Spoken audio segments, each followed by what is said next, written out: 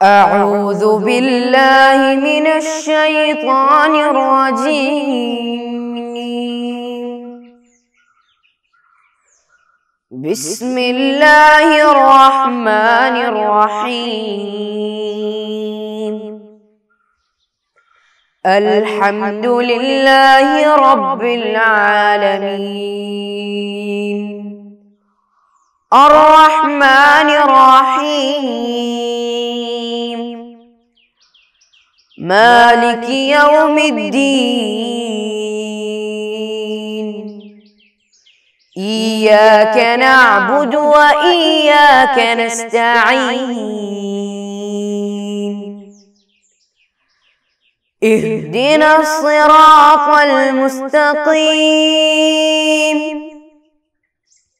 صراط الذين أنعمت عليهم غير المغضوب عليهم ولا الضالين.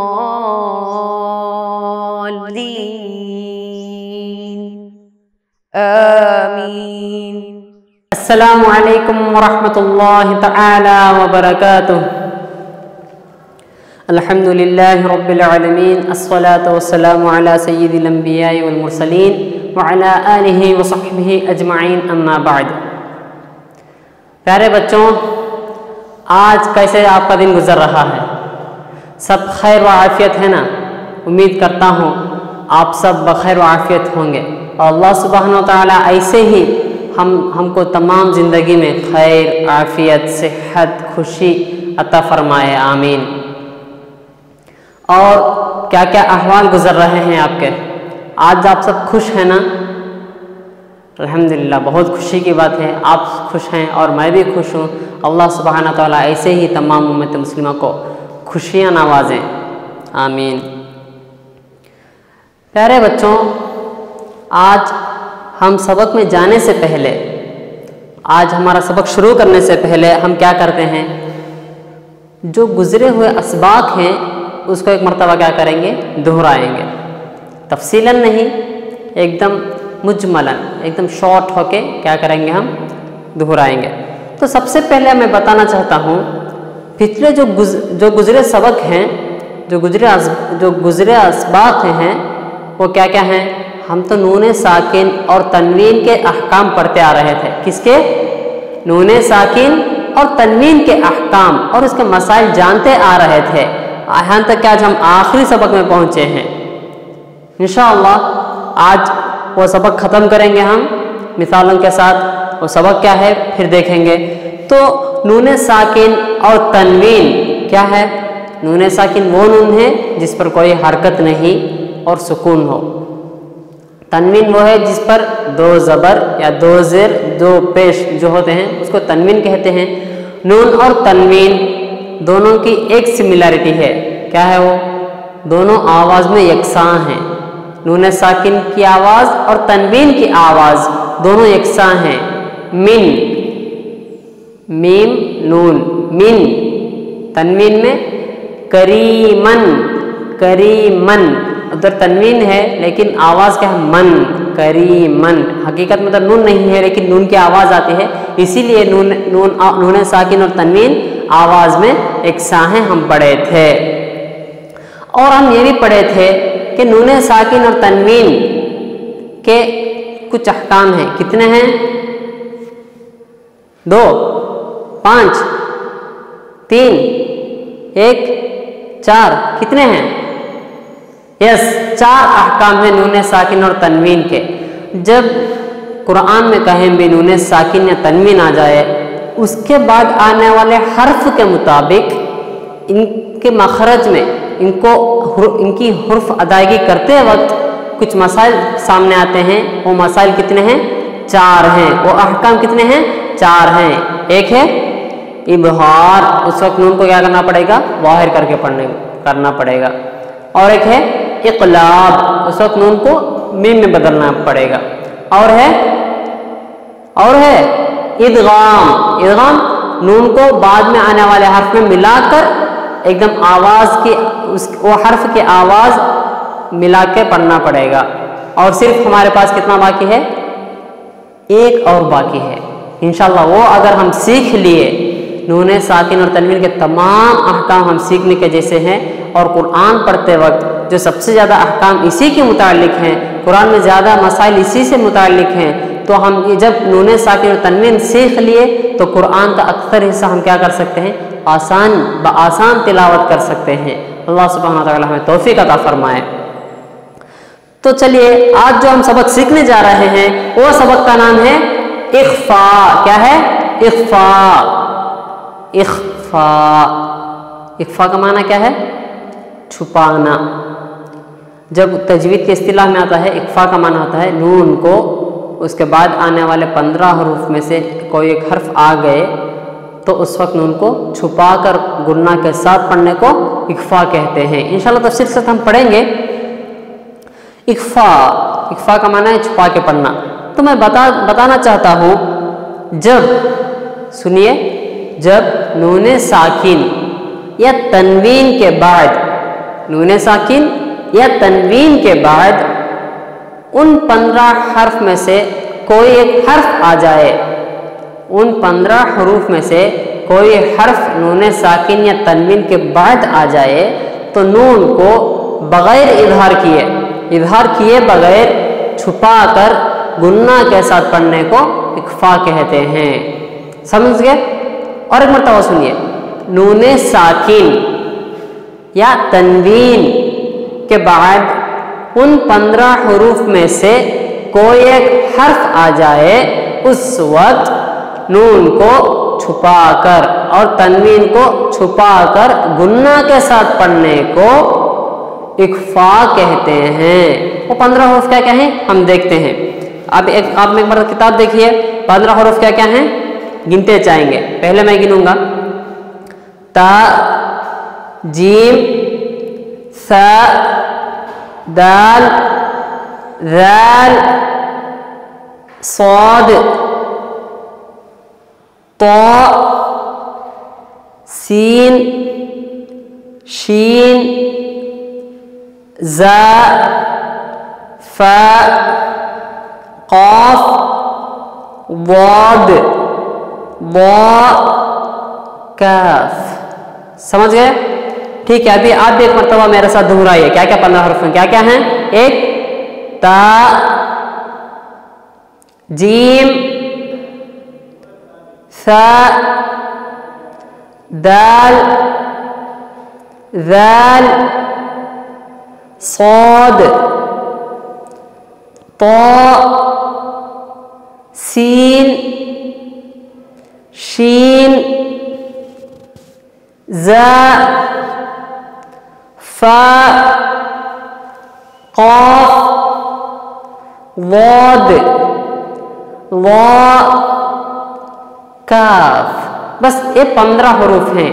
اگر ان 15 حروف میں سے کوئی ایک حرف نون ساکن یا تنوین کے بعد آ جائے تو اس وقت نون ساکن اور تنوین کو اخفاء کر کے چھپا کر گننا کے ساتھ پڑھیں گے، اس کو کہتے ہیں اخفاء۔ ابھی سمجھ گئے؟ ٹھیک ہے، ہم تو سمجھ لیے لیکن ابھی مشق کے ساتھ پڑھیں گے کیسے اخفاء ہوتا ہے، کیسے گننا ہوتا ہے۔ آپ ایک مرتبہ مثال دیکھیے، پہلے کھانے میں کچھ مثال ہیں، دوسرے کھانے میں کچھ مثال ہیں اور تیسرے کھانے میں بھی کچھ مثال ہیں۔ تو میں مثال پڑھتا ہوں، آپ سنیے، بغور سنیے کیسے اخفاء کرتے ہیں۔ بسم اللہ الرحمن الرحیم، عدن تجری، عدن تجری، عدن، عدن، نون کو تنوین ہے، اس کے بعد تا ہے، تنوین کے بعد تا آیا تو تنوین کو کیا کریں گے، اخفاء کر کے پڑھیں گے، عدن تجری خلقا جدیدا، خلقا جدیدا، أأنتم أشد خلقا أم السماء بناها، أأنتم، نون ساکن کے بعد تا حرف آیا ہے تو اخفا کریں گے أأنتم أشد خلقا أأنتم أشد خلقا أأنتم أشد خلقا أم السماء بناها. اس کے بعد یوما ثقیلا یوما ثقیلا یوما ثقیلا یومن ادھر تنوین ہے یومن پھر اس کے بعد ثقیلا کا ثا آیا ہے تو یومن ثقیلا ایسے اظہار کیے بغیر یوما ثقیلا یوما ثقیلا. اور کأسا دہاقا کأسا دہاقا أأنذرتهم أم لم تنذرهم أأنذرتهم أم لم تنذرهم أأنذرتهم أم لم تنذرهم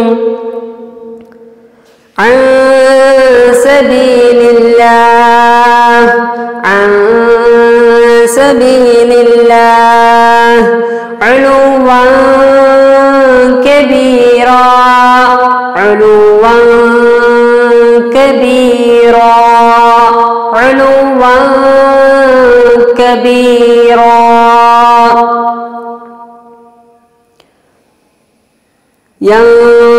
ينكثون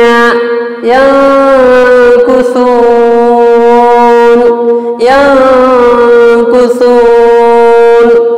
سمجھ گئے اخفا کیسے کرتے ہیں؟ ابھی عبارت دیکھیے. مندرجہ بالا الفاظ میں نون ساکن اور تنوین کے بعد حرف تا جیم ثا دال رال پڑھیے طا سین شین زا فا قاف ضاد وا کاف آئے ہیں. یہاں ہم نے نون اور تنوین کو اخفا اور غنہ کے ساتھ پڑھا ہے. سمجھ گئے؟ قاعدہ نون ساکن اور تنوین کے بعد تا جیم ثا دال ذال صاد طا شین زا صاد فا قاف ضاد وا کاف ان 15 حروف میں سے کوئی حرف آئے تو نون اور تنوین کو اظہار کیے بغیر غنہ کے ساتھ پڑھا جائے گا. غنہ کے ساتھ کیسے پڑھیں گے؟ یعنی نون اور تنوین کا صرف غنہ ہی ہوگا جو اخفا کہلاتا ہے. سمجھ گئے قاعدہ؟ نون ساکن یا تنوین کے بعد مذکورہ حروف میں سے مذکورہ 15 حروف جو ہیں ان میں سے کوئی حرف آ جائے اس وقت نون ساکن اور تنوین کو اظہار کیے بغیر اقلاب کیے بغیر ادغام کیے بغیر صرف اور صرف نون کو چھپا کر غنہ کے ساتھ پڑھیں گے. اس کو اخفا کہتے ہیں. سمجھ گئے؟ تو ابھی ہمارے پاس 3 خانے ہیں تو 3 خانوں کی مثال انشاءاللہ ابھی ہم پڑھ کے جائیں گے. 3 خانے میں الگ الگ مثال ہیں الگ الگ قسم کی مثال ہیں. سب سے پہلے دیکھیے پہلے خانے میں تنوین کے بعد وہ 15 حروف میں سے کوئی حرف آ گیا تو 15 مثالیں ادھر کیا ہیں ہمارے سامنے دیے ہیں. اس کے بعد دوسرے خانے میں دیکھیے نون ساکن کے بعد 15 حروف آ گئے ہیں اور اس کے بعد والے کھانے میں اس میں 2 الگ الگ کلموں میں. دوسرے کھانے میں کیسا ہے؟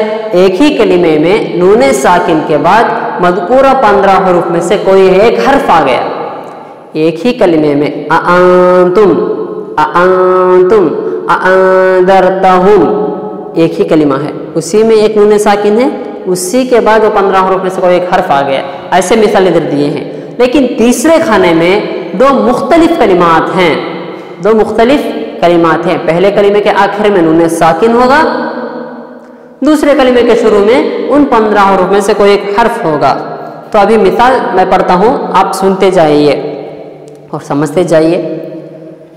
عدن تجری خلقا جدیدا یوما ثقیلا کأسا دہاقا سراعا ذلك عملا صالحا ليلا طويلا بأس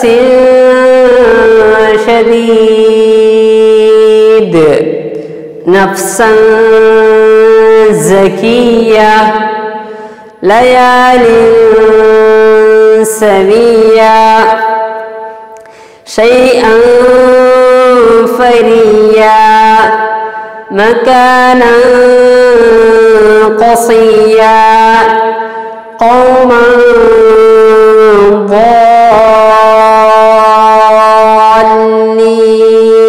ضالين ظلا ظليلا علوا كبيرا. پہلے کھانے کی مثال ہو گئے اور دوسرے کھانے کی مثال میں پڑھتا ہوں، آپ بغور سماعت فرمائیں. أأنتم أنجيناكم منشورا أندادا أأنذرتهم فانصرنا فانطلقوا منشورا ينزع إنسان هل أتى على الإنسان أنفسكم أنقض ظهرك منضود منظرين ينكثون. دوسرے کھانے کے لیے مثال ہو گئے ہیں. اب تیسرے کھانے کی مثال دیکھتے ہیں. اس میں خصوصیت کیا ہے؟ دو مختلف کلمات ہیں. پہلے کلمے کے آخر میں نون ساکن ہوگا، دوسرے کلمے کے شروع میں 15 حروف میں سے کوئی ایک حرف ہوگا. من تاب من جاء إن شاء من دون الله عن ذكرنا من صلصال من طرف من شيء من زكاة عن سبيل الله من فضة من قرية من ظل من ظلم من كان. ٹھیک ہے، ابھی مثال ہو گئے ہیں. ایک اور مرتبہ میں قاعدہ سناتا ہوں. جب نون ساکن یا تنوین کے بعد ان 15 حروف میں سے کوئی ایک حرف آ جائے اس وقت نون اور تنوین کو اخفا کرنا ہے. اخفا بولے تو چھپا کر پڑھنا، ادھر نہ ظاہر کرنا ہے بلکہ گنہ کے ساتھ نون کو چھپا کر پڑھنا ہے. انفسکم ایسے. ابھی ہم قاعدہ پڑھ لیے، مثال پڑھ لیے، الحمدللہ اخفا کیا ہے سمجھ لیے. انشاءاللہ اگلے سبق میں ہم اس کے جو مشق ہیں تمام مشق کوئی سورہ کے ساتھ پڑھیں گے. اللہ سبحانہ و تعالیٰ توفیق عطا فرمائے، صحیح طور پر تجوید کے مسائل و احکام سمجھنے کی توفیق عطا فرمائے. السلام علیکم ورحمۃ اللہ تعالی وبرکاتہ. صلی اللہ علی محمد الله عليه وسلم. صلى الله على محمد صلى الله عليه وسلم. اللهم صل على محمد يا رب صل عليه وسلم.